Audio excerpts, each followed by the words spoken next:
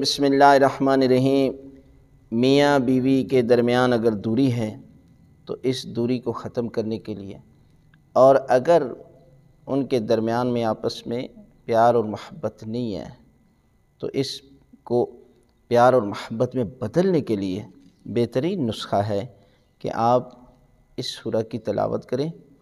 تو پروردگار میاں بیوی کے درمیان محبت پیدا کرے گا، الفت پیدا کر دے گا۔ سورہ معارج، صبح سویرے نماز فجر کے بعد سورہ معارج کی تلاوت کریں اور اس کے بعد دعا مانگیں۔ اگر بیوی شوہر سے پیار و محبت کرنا چاہتی ہے، شوہر بیوی سے،